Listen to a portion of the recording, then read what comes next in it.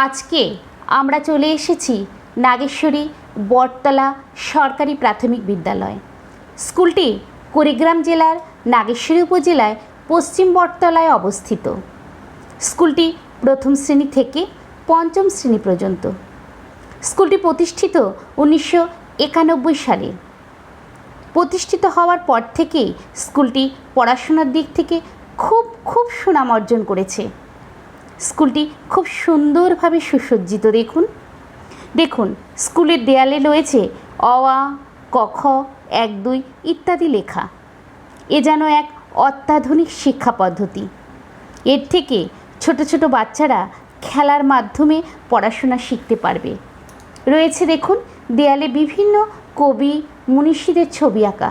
এই দেখুন আমরা দেখতে পাচ্ছি বিশ্বকবি রবীন্দ্রনাথ ঠাকুরের ছবি। এছাড়াও রয়েছে দেয়ালে বিভিন্ন পশু পাখির ছবি আঁকা।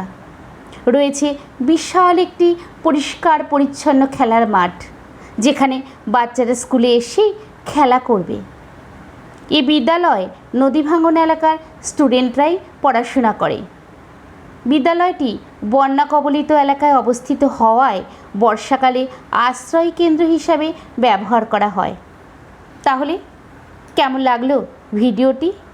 আমরা সবসময় চেষ্টা করি কুড়িগ্রাম জেলার স্কুল, কলেজ, শিশু পার্ক, মসজিদ অর্থাৎ আমাদের কুড়িগ্রামে ভালো যা কিছু আছে সব আপনাদের সামনে তুলে ধরি। তাই কুড়িগ্রামের নতুন নতুন জিনিস যদি দেখতে চান তাহলে আজই আমাদের পেজটিকে ফলো করুন। দেখা হবে নেক্সট ভিডিওতে। ভালো থাকবেন, ভালো রাখবেন।